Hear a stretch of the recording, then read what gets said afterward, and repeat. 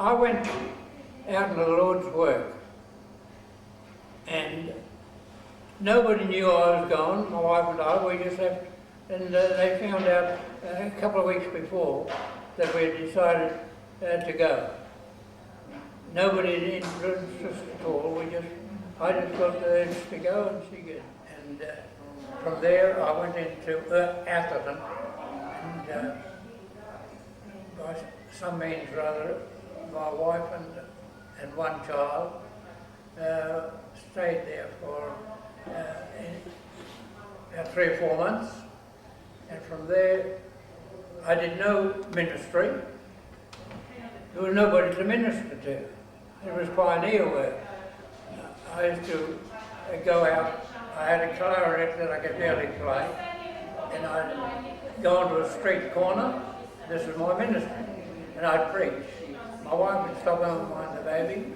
I'd blow the clarinet in the corner, hold forth, move to the next corner, and so forth, and found that the Salvation Army couldn't even get a person into their meeting. I got a letter from Charlie Endicott. They evidently knew what I was doing, see? And Charlie Endicott asked me if I would go down to Halifax. Paul, doesn't matter the name, the fellow down there was leaving. There was only a work amongst the connectors. So I went down there. We had about 20 small assemblies around Queensland. And in about 1927, Queensland joined the American and English Assemblies of God. And so we got linked up with them. It wasn't until 2 years later, and then so we become Assemblies of God. It was 2 years later before the other assemblies of the South. Well, no Bible schools, no how to do it manuals. You had to depend on the Lord and His Word, didn't you? Yeah. You had to just depend on the Lord and His Word. And I would say that it was the Scriptures that led us. Every move we made was because we felt God had spoken to us through His Word.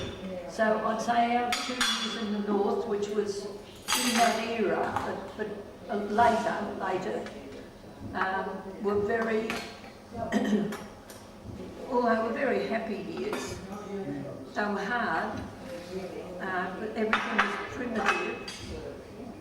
When we visited missionaries on a remote common island, and where our accommodation was far better than what we had in North Queensland in the beginning.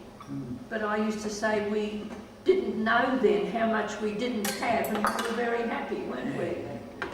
But anyway, there were many happy times, and I just felt that it was my privilege to work beside Lloyd for all those years, 66 years we were together.